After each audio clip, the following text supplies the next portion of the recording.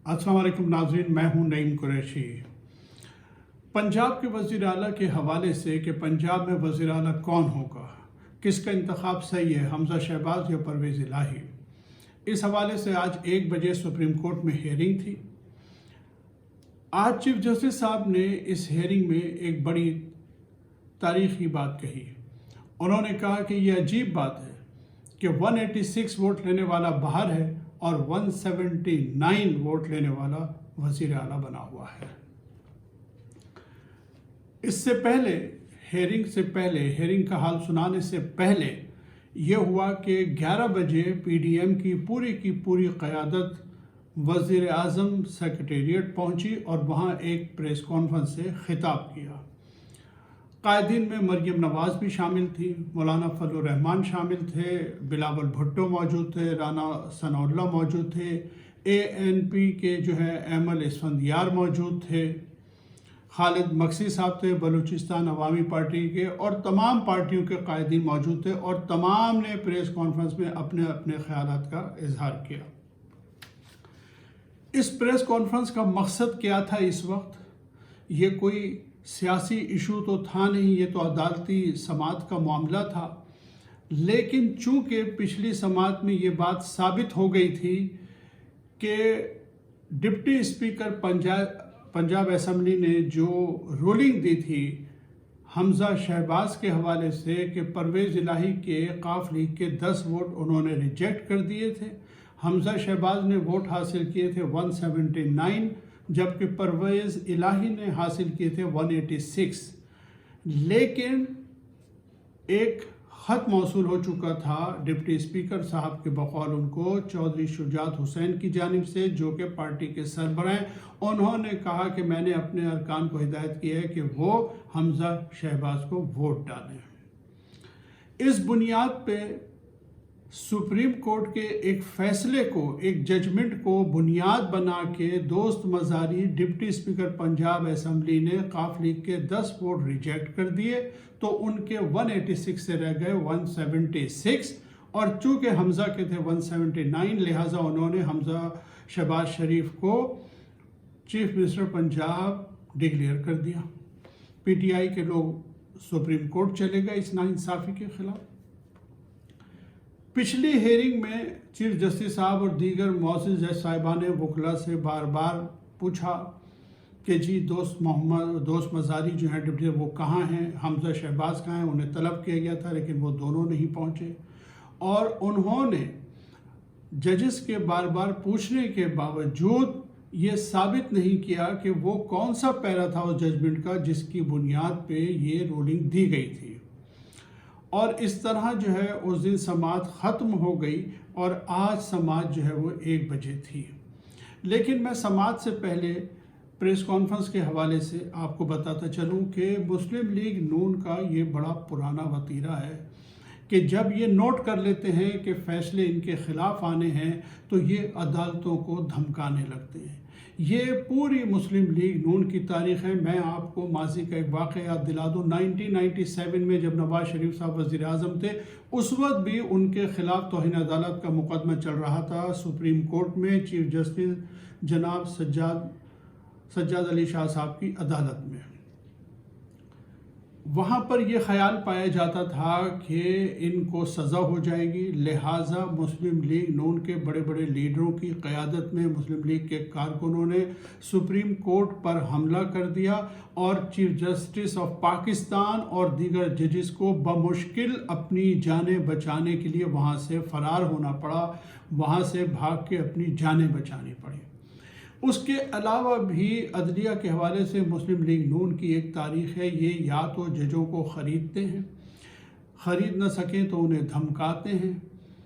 एक एमएनए की बीवी है हमारे यहाँ मुस्लिम लीग नून में, एक एमएनए हुआ करते थे मरहूम मलिक परवेज़ साहब। आजकल उनकी बेगम साहिबा शाइस्ता परवेज़ मलिक जो हैं वो एमएनए हैं। उनकी डेथ के बाद वो एमएनए बन गई थी। इनके भाई थे मलिक क़य्यूम साहब, ये जज हुआ करते थे। तो इनकी भी एक ऑडियो वो लीक हो गई थी बाकायदा।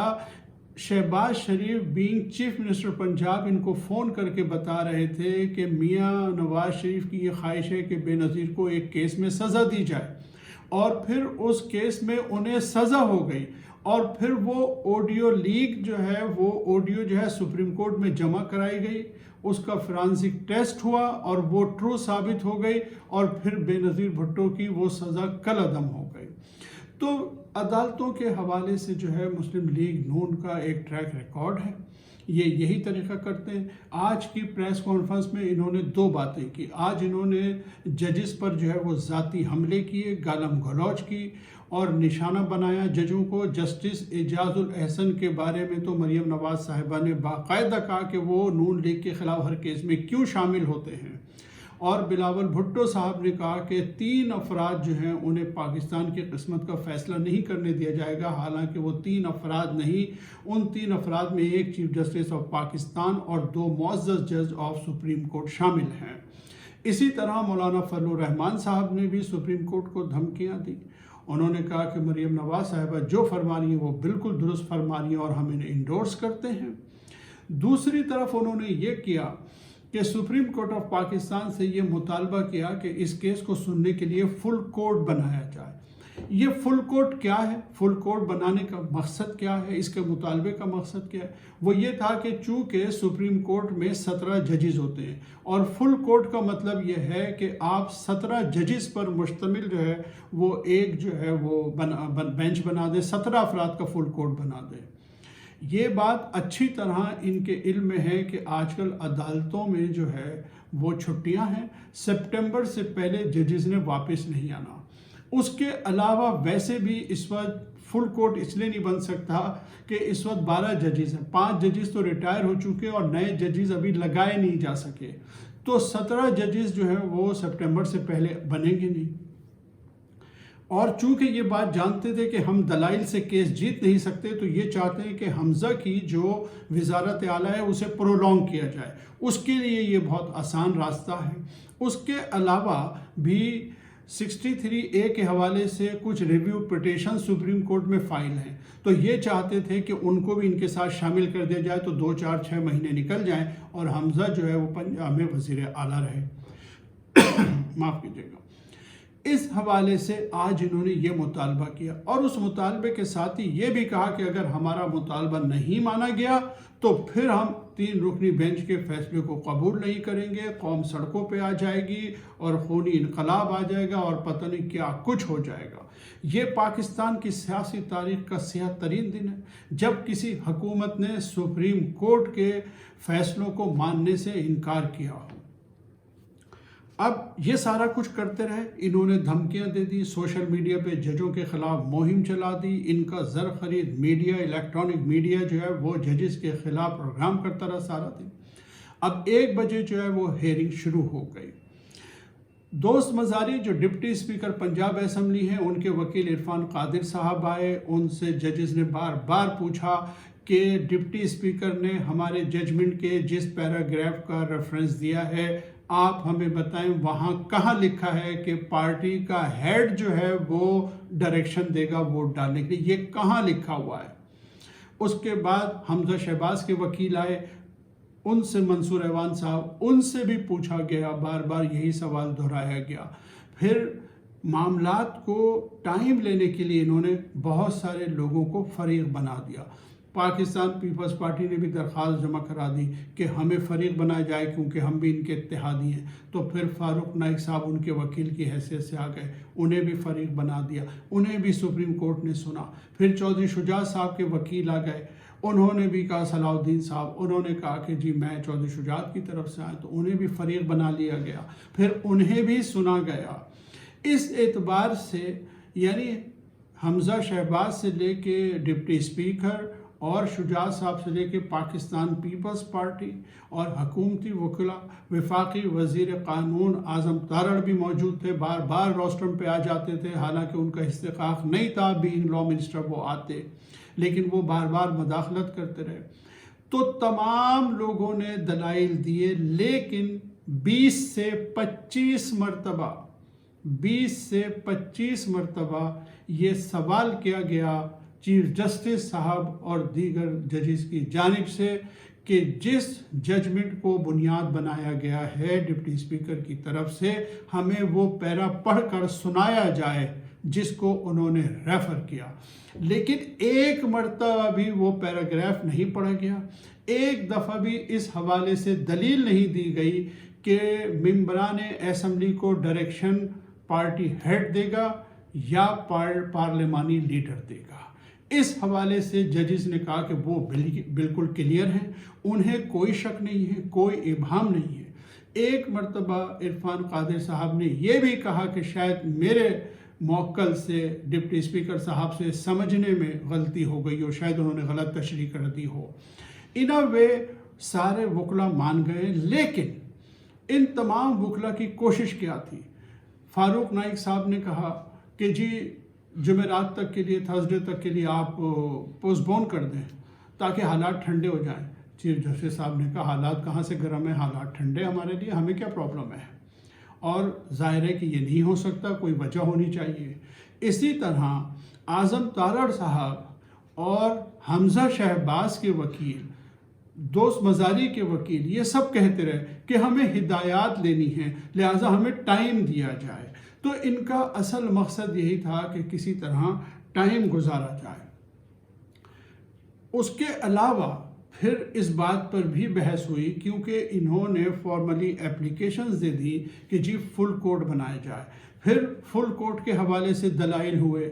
علی ظفر صاحب جو کہ پی ٹی آئی کے اور پرویز الہی کے وکیل تھے، انہوں نے فل کوڈ بنانے کے خلاف اپنے دلائل دیے، انہوں نے فل کوڈ بنانے کے دلائل دیے، اور اس کے بعد جو ہے 5:30 بجے 4:30 بجے کے قریب جو ہے وہ سماعت جو ہے وہ وقفہ ہو گیا سماعت میں، اور پھر دوبارہ سماعت شروع ہوئی، پھر وقفہ ہوا، اور پھر الٹیمیٹلی 9 بجے کے قریب ججز نے جو ہے وہ یہ فیصلہ کیا کہ جناب فل کورٹ تشکیل نہیں دیا جا سکتا۔ یہی دلائل دیے چیف جسٹس صاحب اور معزز دیگر 2 ارکان نے کہ سپٹمبر تک چونکہ ججز نہیں آئیں گے، لہٰذا ہم فل کورٹ تشکیل نہیں دیں گے۔ یہ 3 رکنی بینچ جو ہے یہی اس کیس کی سماعت کرے گا، لہٰذا یہ جو حکمراں اتحاد ہے یا پی ڈی ایم ہے اور ان دیگر افراد کی درخواست جو ہے وہ مسترد کر دی گئی، فل کورٹ کی درخواست جو ہے مسترد کر دی گئی، اور پھر یہ کہا گیا کہ 1-2 دن میں اس کیس کا ہم فیصلہ کر دیں گے، کیونکہ پنجاب 12 کروڑ کا صوبہ ہے، اسے وداؤٹ گورننس نہیں چھوڑا جا سکتا۔ ملک کے معاشی حالات خراب ہیں، ملک میں پولیٹیکل انسٹیبلٹی ہے، اکنامک انسٹیبلٹی ہے، اس لیے ہم اسے پرولونگ نہیں کریں گے، ہم اسے زیادہ ٹائم نہیں دیں گے، ہم اسے 1 سے 2 دن میں اس کا فیصلہ کرنا چاہتے ہیں۔ لہٰذا کل صبح 11:30 بجے تک کے لیے ہے اس کیس کی سماعت جو ہے وہ ملتوی ہو گئی ہے۔ اب ہوا یہ ہے کہ جیسے ہی یہ فیصلہ آیا، مریم نواز صاحبہ اور ان کے میڈیا سیل نے جو ہے وہ گولہ باری شروع کر دی ہے ججز کے خلاف، عدلیہ کے خلاف، حالانکہ یہ وہ ججز ہیں جنہوں نے عمران خان کی حکومت کو 9 اپریل کو چلتا کیا تھا، ڈپٹی اسپیکر قاسم سوری کی رولنگ کو غیر قانونی، غیر آئینی قرار دے کر پوری حکومت کو رخصت کر دیا تھا۔ اس وقت یہی لوگ تھے جو سپریم کورٹ کی تعریفوں کے پل باندھ رہے تھے۔ مریم نواز صاحبہ نے اسے ایک شاندار فیصلہ قرار دیا، اور وزیر اعظم شہباز شریف جب بعد میں بن گئے تو انہوں نے کہا کہ جی بڑا شاندار فیصلہ ہے، تو بڑا تاریخی فیصلہ ہے، اور نظریہ ضرورت کو دفن کر دیا ہے عدلیہ نے، یہ تو اتنا شاندار فیصلہ ہے۔ لیکن یہی جو بینچ جو ہے، جب انہیں یہ محسوس ہو گیا کہ یہ بینچ اب ہماری بات نہیں سنے گا، ہم نے جو ہے جو سازش کی ہے، جو گھٹیا طریقہ اپنایا ہے حمزہ کو جتانے کا، سپریم کورٹ اس کو انڈورس نہیں کرے گا، تو یہ مہم جاری ہے، اور جب تک اس کا فیصلہ نہیں آئے گا یہ مہم جاری رکھیں گے۔ لیکن پاکستان کے ججوں پہ ہمیں پورا اعتماد ہے، وہ آئین اور قانون کے مطابق ہی فیصلہ دیں گے۔ ناظرین، آج تک کے لیے اتنا ہی، اگلی ویڈیو تک کے لیے اجازت دیجیے، اللہ حافظ۔